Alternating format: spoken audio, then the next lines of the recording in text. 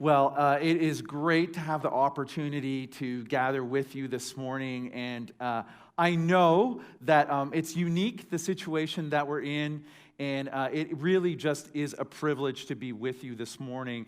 I want to start today by welcoming a few people, and we've got a bunch of churches, as Christine mentioned earlier, tuning in. So glad that you're with us, and I just got a text, actually, if you're part of Groundswell Church, Tammy Giffen, your lead pastor, it is her birthday today. So happy birthday, Tammy. We're excited for you. And we're excited to have this opportunity to be here with you. And it's been a different kind of week, hasn't it? I mean, just a really different kind of circumstance for all of us. And I've just counted a privilege that we're able to get together this way because while we meet in locations, if you're part of Connexus, the church isn't the facility, the church is us as people. And so glad that we're able to come together in this unique way. And the truth is, we're living in a unique and an unexpected time. I mean, it's not unprecedented that globally there would be some sort of pandemic that has happened in history, but for many of us, it's the first time we've been through it. It's unique, it's unexpected, it's something that's kind of really caught us off guard. You know, there's an element as we've seen the COVID-19 virus come across the globe, all of a sudden you could feel the anticipation of it. And as things continue to progress over time, we start to see something bubbling up in our society, in our culture, in our community, wherever you are. The symptoms that we see bubbling up is we see symptoms of panic and fear and anxiety. We see people who are worried, nervous, panic about things they've never panicked about before. Panicked about the fact that they might not have enough canned chicken noodle soup to survive whatever's going to happen. Panicked that they might not have enough Purell. Panicked that they might not have enough medication. And the truth is that there is an element of this that's really serious. The COVID-19 virus is a serious, serious thing. And what we're trying to do as human beings is we're trying to figure out how do we manage the emotion we feel around it, the panic, the fear, and the anxiety. And if there's one thing that I think we've learned along the way is that fear is contagious, isn't it? Fear is contagious. I was talking to a woman a week ago, and she said to me, I was at Costco today, she said, and it was really weird. She said, everybody was buying toilet paper. She said, I saw carts and carts of people coming out of Costco with toilet paper. She said, people just seem like they're in a panic. She said, I didn't really get it. And I said to her, oh, wow. I said, what did you do? She said, I bought toilet paper. She said, you know, everybody else is buying toilet paper. I just bought toilet paper too. The panic was contagious. Fear is contagious. You see it when you run into someone and they tell you a fact about COVID-19, about the progress of it, about what's happening with it, and it's something that you didn't know. And on top of that, we don't just see it when it comes to the virus itself, but we see it when it comes to travel, and we see it when it comes to preparation. Somebody knows something you don't know, and now you're panicked that you didn't know it, or you're watching your online feed all the time, or you're stuck to Fox News, and then you tell someone what you saw, or you share that with them, and then they see it, and the fear becomes contagious. The panic becomes contagious. And the question I've been asking is, where do these symptoms come from? That's the question I've been asking. When I see that around me, where did the symptoms come from? When I feel it inside me, let's be honest, where do those symptoms come from? And where they come from is the fact that as things change, as things transpire, as unknowns happen, because there is an unknown element to this, isn't there? What happens is you feel a loss of control. You feel like something may be moving out of control. Travel plans are out of control. Your health is potentially out of control. What's going to happen with your time at work, whether you can be at work, whether you can go to that meeting, whether you can go to that conference, all of that becomes out of control. You feel a loss of control. I feel a loss of control. That happens to us. And in a circumstance like this that's unprecedented, that lack of control can spiral on you and spin on you. And when you're losing control, there's only one way that we respond when we lose control. When you're losing control, you try to get it back. That's normal. You're trying to get that back. You're trying to get control of the unknown back. because you don't know what the future is going to bring. You don't know what's coming next. I was in a meeting this week where things were changing every 30 minutes. It continued to change, and we continue to try to get control. You want to get control back because you want to be prepared for the future, because you don't know what's going to happen in the future. And when you don't know what's going to happen in the future, you lose hope. And here's the thing that's so vital about hope. You need hope. You need it. You need hope. You need oxygen, you need water, you need food, and you need hope. As a human being, whether you believe in God or not, whether you've ever been to a church or not, maybe this is your first time in church, the truth is that a human being, you need it. You need hope.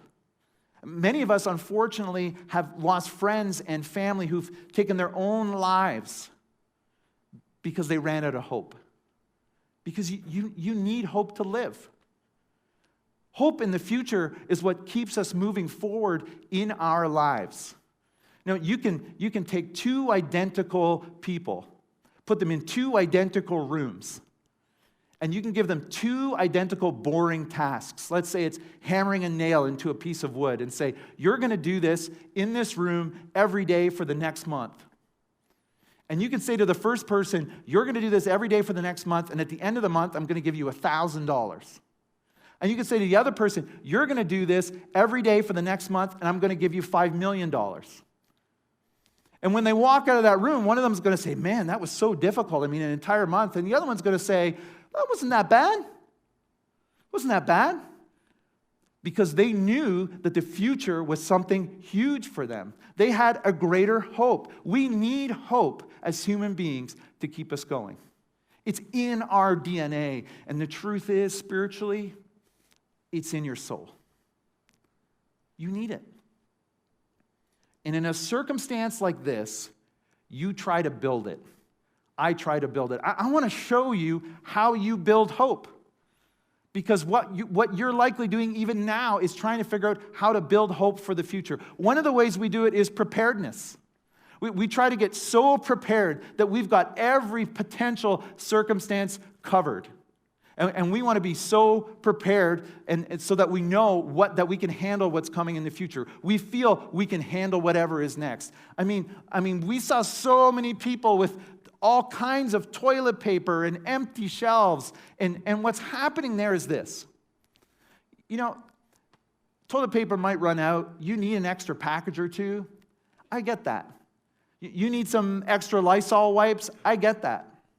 That makes sense to me. That's wise preparation.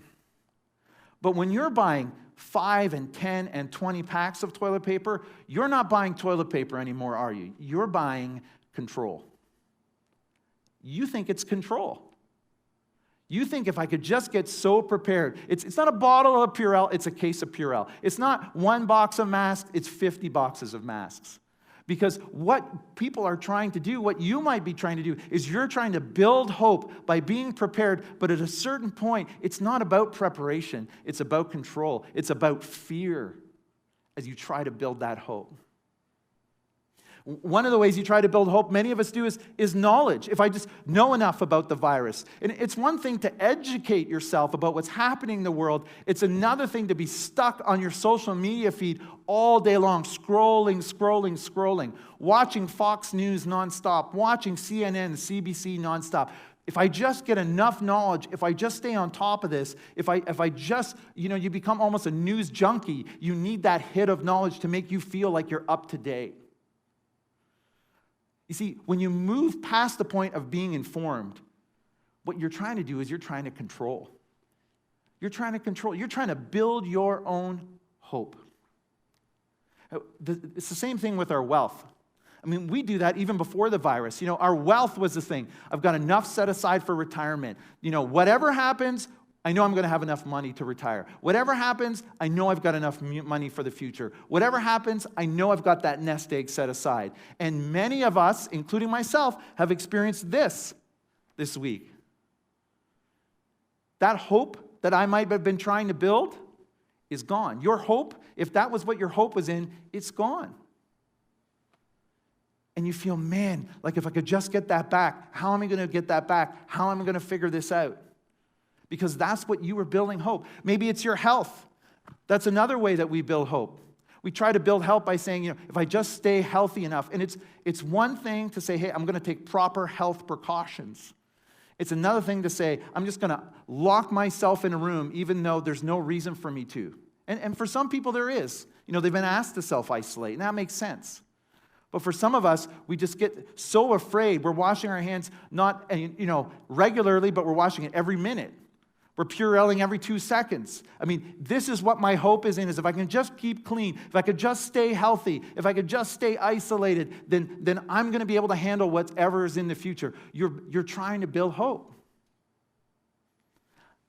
I want to ask you a question. Is the only hope you have the hope you've built yourself? Is the only hope you have the hope that you're building yourself? I think a season like this, not really even a season, it's a unique time, is forcing us to ask questions about our hope, about what you hope in, about what you trust in. Is the only hope you have the wealth you've built? Is the only hope you have the way you've prepared? Is the only hope you have the amount of knowledge you can get? Outside of this virus, is the only hope you have, your job, I'm going to get a good paycheck, and I'm going to make sure I'm going to invest in the stock market, I'm going to retire, I'm going to raise good kids. Is that your only hope? The hope that you're building? Because one thing we're learning is some of the things that we hope in can disappear like that. And what happens when you lose control is when you lose control, you hold tightest to your source of hope. When you lose control, you hold tightest to your source of hope. In a season like this, what are you holding on to? What are you worried about? What are you reaching out for? What are you holding tightest to? Because when you lose control, you hold tightest to your source of hope. Now, today, I want to share with you something from 1 Peter that I think is going to be so helpful to us. And Peter was one of the disciples of Jesus, if you aren't familiar with him, became an apostle. And what Peter is doing in this letter, it's a letter that he's writing it to 5 churches. Now, Peter had followed Jesus. He'd seen Jesus die, risen from the dead. He's one of the many witnesses of that historical account. Saw him risen from the dead. And for Peter, he's older when he writes this letter. He's got his senior's discount card, and he's sort of sharing his knowledge with these churches. And he writes to 5 churches, and these churches are facing a difficult time. They're not facing a pandemic. They're facing persecution. That they're hiding out in their homes because they're being hunted down. They're being put in prison for their faith. They're being beaten for their faith. All of this is happening to them, and everything is changing quickly. Sound familiar? Everything's changing quickly for us. We're not being persecuted, but what we are experiencing is something that's difficult, that's changing fast, that puts fear in our hearts. That's what they were facing too, those same emotions. And I want to show you what Peter says to them. Now, first of all, before I even show you, I want you to think about how this letter would start. Because you think, when it comes to Peter, here's an interesting thing. He could have written a lot of things to start his letter. I was texting some people this week, and my text started with, "This is crazy. Everything's changing. I can't believe what's happening." That's how my letter would start. I don't know if that's how your letter would start. If you were writing a letter about our current situation, I want to show you how Peter starts his letter. He says this, "All praise to God the Father of our Lord Jesus Christ." Peter starts with, how great is God? How amazing is God? God is incredible. He's showing up in our lives. But Peter has a totally different perspective than you and I might have. He's saying, hey, as I get started today, I just want to let you know God's incredible.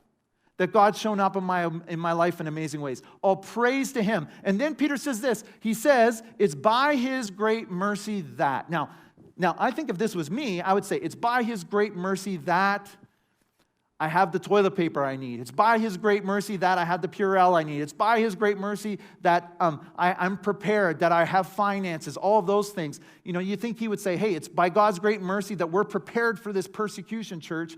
He doesn't say that.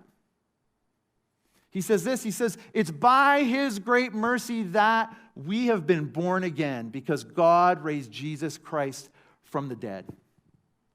He says it's by God's great mercy that our lives are being changed and transformed. You see, what had happened to these people is Peter had seen Jesus risen from the dead, as had many. They were sharing it and sharing it and sharing it, and people were trusting in Jesus and following him and trusting him with their lives, and they're being changed, they're being transformed, they're being born again. And what Peter is saying is it's by God's great mercy that we're being changed, that we're being transformed, that Jesus was raised from the dead. The resurrection is changing everything for us. That God has been faithful in the past, he's going to be faithful in the future. That Jesus is changing our lives now, and he's going to change our lives in the future. This is what Peter understood that we need to understand. That praise is the antidote to panic. What Peter is saying is, we're not panicked. We're going to start by praising God for who he is, for how he's shown up in our lives, for what he's done in our lives. I know in our church, if you're a part of our church, for so many of us, Jesus has changed and transformed us. We say there's nothing and no one like Jesus.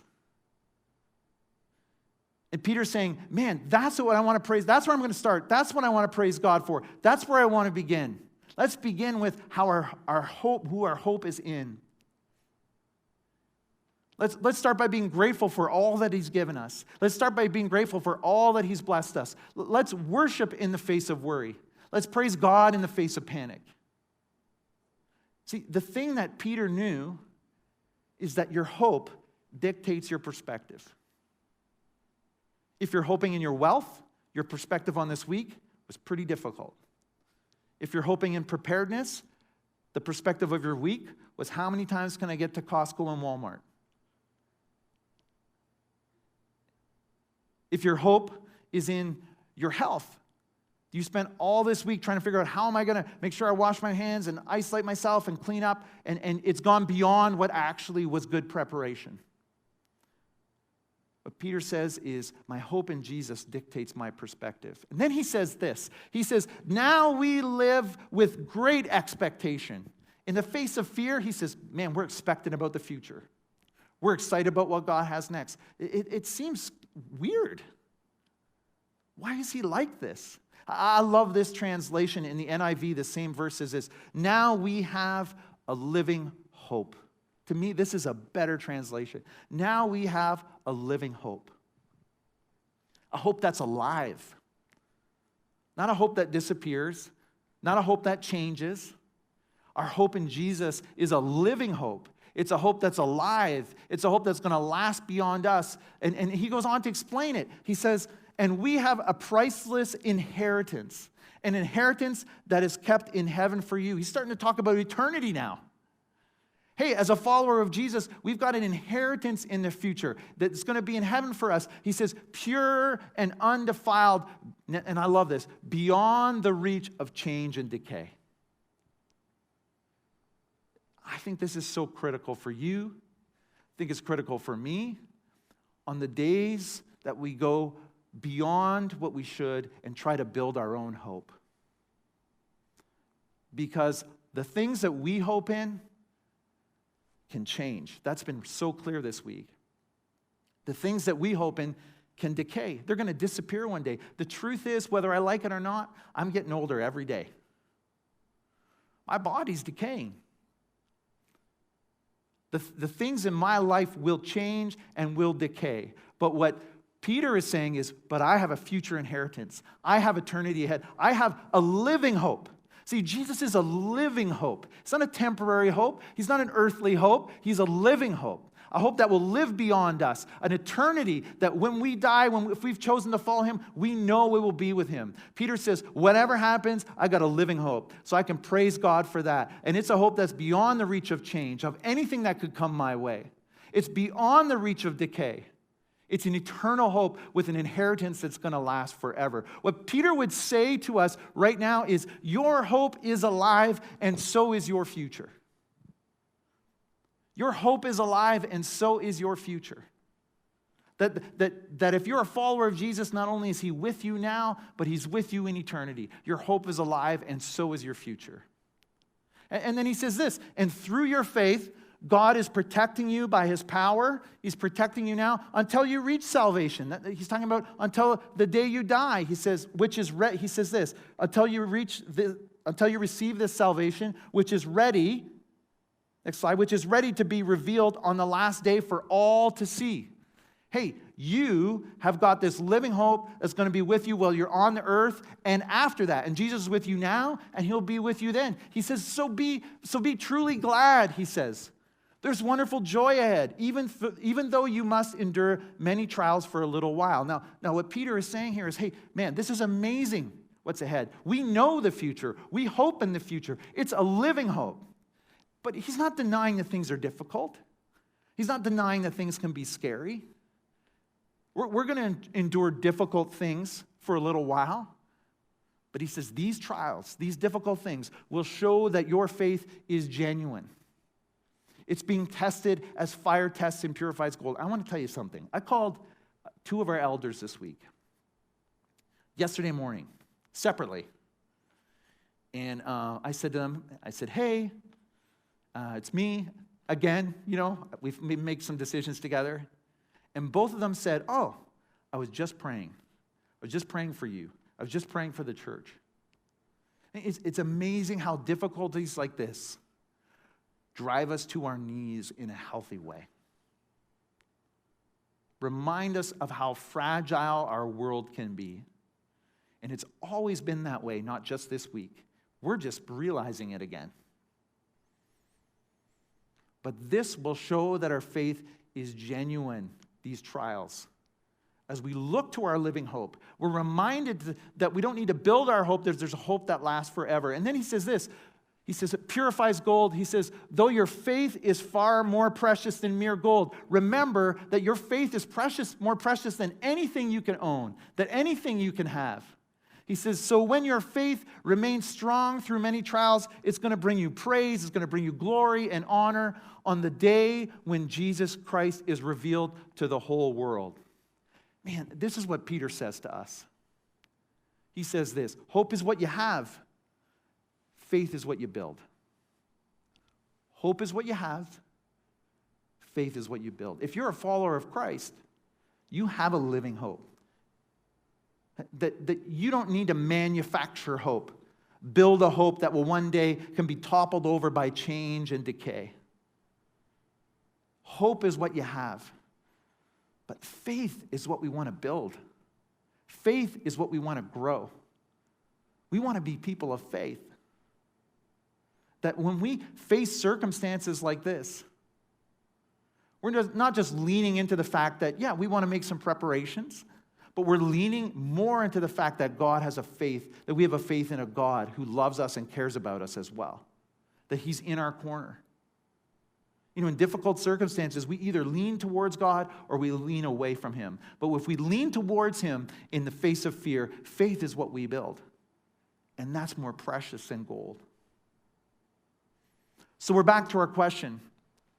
Is the only hope you have the hope you build yourself? Because many of the things we build ourselves, if we're honest, change can blow them over. And they're decaying every single day. I don't know where you're at in your faith. I mean, maybe you're hearing this for the first time, and you don't have a relationship with Jesus. You don't know who he is. You got questions about it, and man, that's the kind of church we want to be, a church where you can belong, even if you aren't sure you believe, and you can bring your questions. But I want to ask you something, because this is what I think Peter would say to you if you're building your own hope.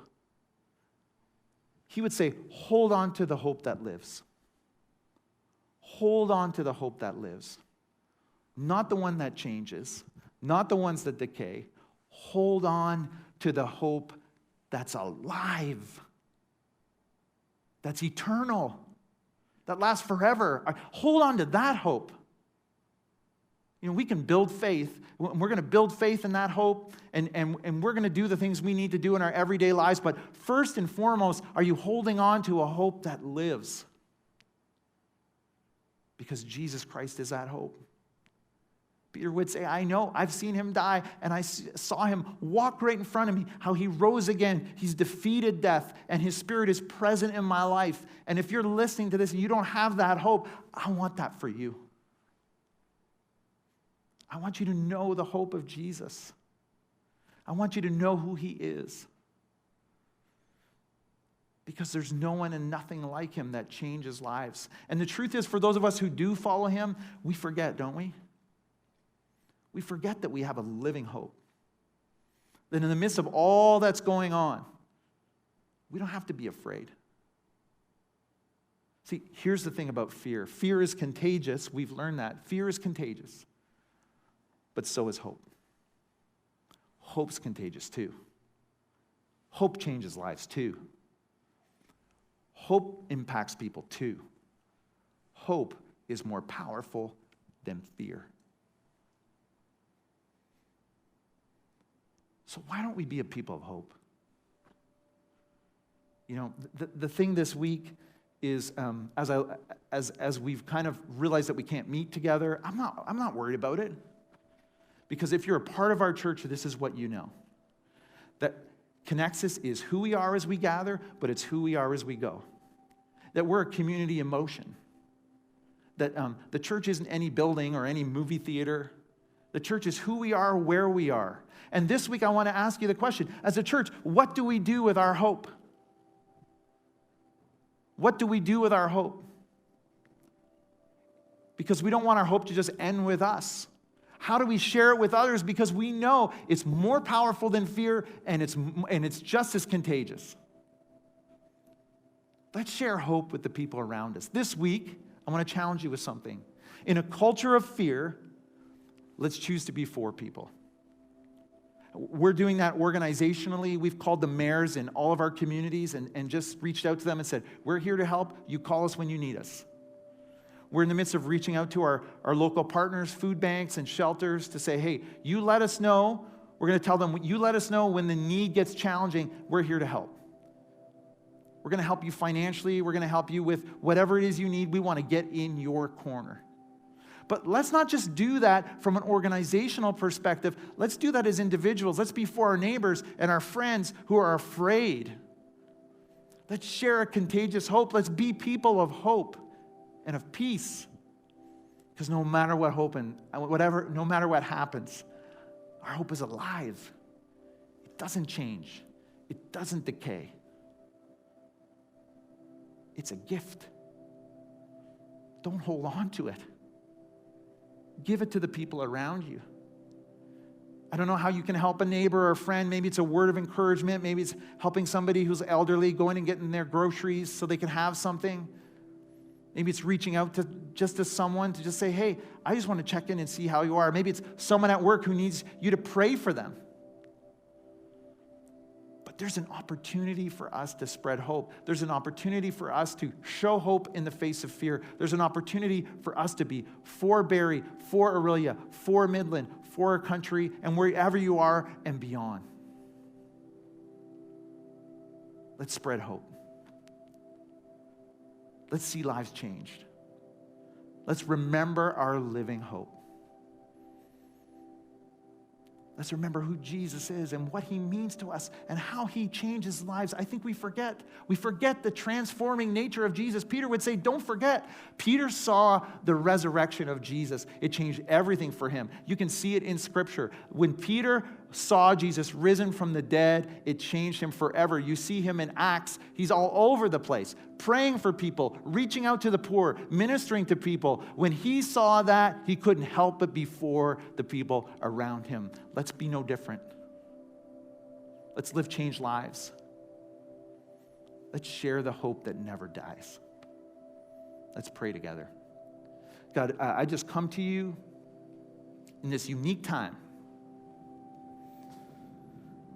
recognizing that it's just really odd for all of us to be able to kind of manage what's happening in our lives. And let's be faithful in looking to our living hope. Thank you for the living hope that you are. We give you praise and we worship you in the face of worry and panic, because we know you've been faithful in the past and we know you'll be faithful in the future. God, I come to you and I pray for anyone right now who's watching this, who's facing fear, that your Spirit would speak into their lives, because we don't want them to have a spirit of fear, but of love and of power and of a sound mind. That your perfect love chases out fear. That your perfect love gives us the wisdom we need to make good decisions. God, I pray that we would know your living hope in a supernatural way where we can't deny it and we have to share it. God, I pray that we would never keep our living hope a secret, but we would share it with our communities, knowing it changes and it transforms lives.